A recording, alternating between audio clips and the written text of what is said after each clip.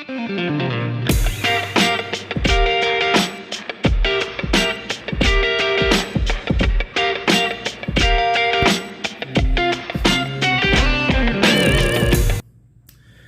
everybody, I just wanted to check in with you all, let you know that I am currently 3 weeks out from post-surgery. I am definitely feeling a little bit better.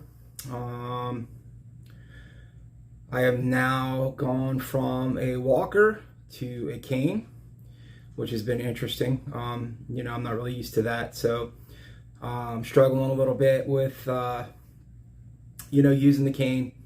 Right now, my back pain is, mild to moderate. It's really not too bad. The pain that I am experiencing right now is from my hips down my legs. There's actually, it's called, I believe it's called like failed surgery syndrome, something to that effect. I could be wrong. I mean, you could Google it. Basically what that is that people think that the surgery failed because at the 3-week mark, you'll start to develop pain that kind of goes from your hips down your legs, and that's basically what I have right now. That pain goes from, I don't know, on a scale of 1 to 10, anywhere from like a 6 to an 8, depending on, maybe how much I walked that day or how much I sat. I mean, it's not, it doesn't seem to have any rhyme or reason to it. So it's been, it's been tough, but I'm doing really good. They're trying different medications for me. They started out with a different steroid, and they didn't go to a stronger steroid at the beginning because they were worried about my scars on my back, or my stitches on my back, healing properly and stuff like that. So I did have my follow-up appointment with my doctor on Monday. They cut my stitches out of my back. Everything looks good. My stitches on my stomach have healed. So, everything looks pretty good. And what they did was they bumped me up to a stronger steroid, prednisone, to try to combat some of the pain that's going from the hip down. What this is basically at the end of your nerve root. Your nerves go down. They've been rubbed raw for so long that now that they're freed and they're not being irritated, it's constantly sending signals. So it's your body just kind of reaction, thinking that something's wrong, but it's actually your nerves have been rubbed raw. So it will go away. It'll dissipate. Doctor said between like 6 and 8 weeks. So other than that, I mean, it's been a weird road. At the doctor's office, they did bring up my X-ray, because at my doctor you have an X-ray as soon as you walk in the door. And so I was able to snag some pics. The first pic is going to be basically from a straight on point of view. And then the second pic would be me if I was turned sideways. As you can see, there is a little piece of hardware in there. There's one piece in there that actually goes in between the discs. You can see it looks like a little cheese wedge. And then on the back side, there's looks like 4 bolts with a rod that ties it together. So yeah, it's going to be interesting. I can actually feel it sometimes if I lean back too hard, like on a harder chair. So it's noticeable, and I'm assuming that's going to go away as well. Other than that, I mean, I think things are progressing. I was kind of looking forward to starting physical therapy. Unfortunately, I have to wait another 2 weeks for that. They would like you to wait 6 weeks until you do that, just because they want the disc that's slipped in there. The metal disc has on each side is a little cup, and in that cup is shreds of bone, and they want that bone that's in there on both sides to adhere to your actual bones in your spine. So by giving the 6 weeks time frame, it allows that bone to kind of adhere and set up. There are other screws and stuff that hold it into place, but they wanted to make sure you're good to go before you start to do anything. Still on what they call BLT restriction. That's no bending, lifting, twisting. I am trying to walk as much as possible. Sometimes it's a little rough, but I just kind of keep pushing myself through, and I was told by the doctor to keep doing that. So if that's my physical therapy that I can do right now, then that's what I'm going to do.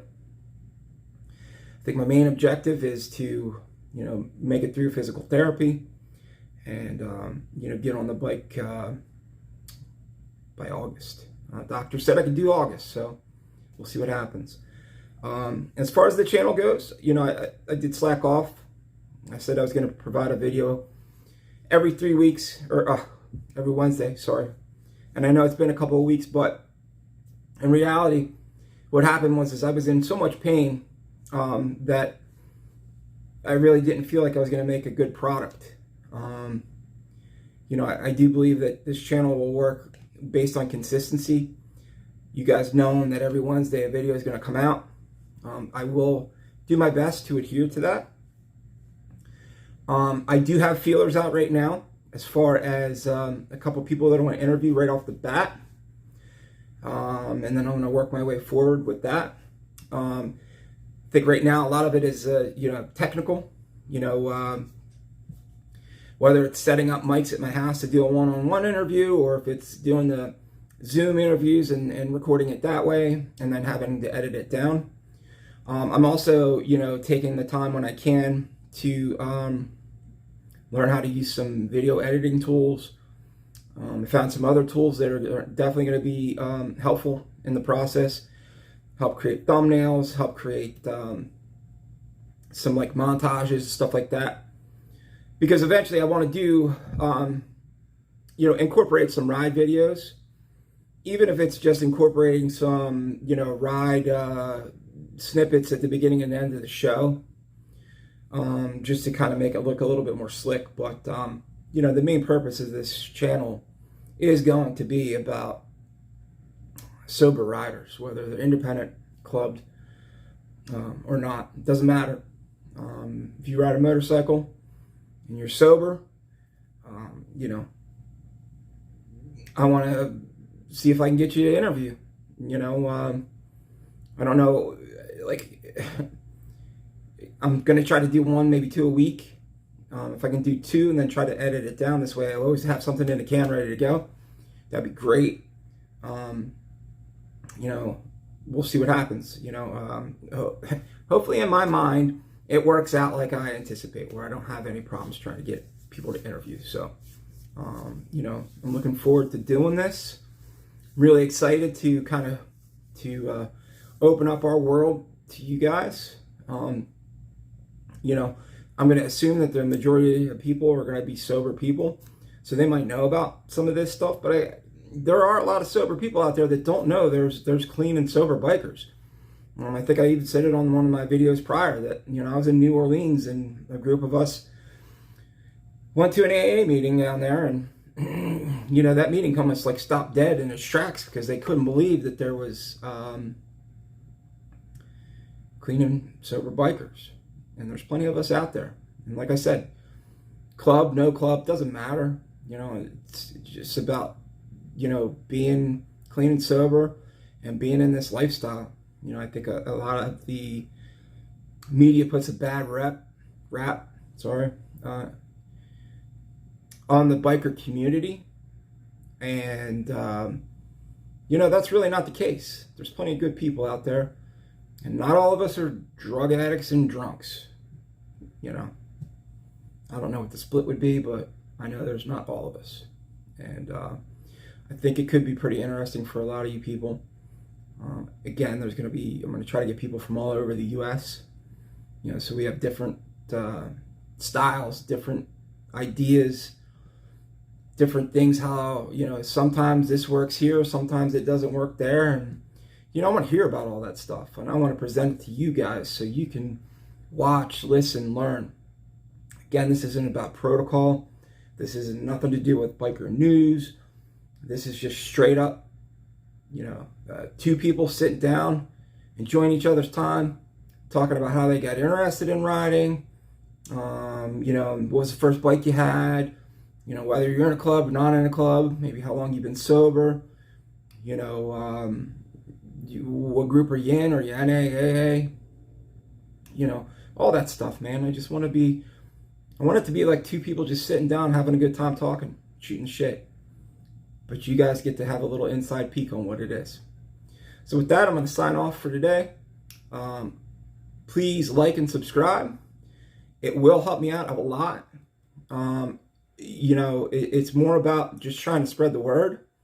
And the more people that I have like and subscribe to the channel, the easier it will be for me to have people find us. Because what that will do is that'll bump the algorithms on YouTube, and there's all kinds of other stuff in the background that I'm still trying to learn, but that will help us out a lot. So please take the time, and it takes 2 seconds just to like the video, subscribe to my channel, and for the people that have already done that, love you, thank you, can't thank you enough. It's going to be a huge help for me going forward. So with that, I'm going to take on out of here, and I hope you guys all have a great day. Thank you.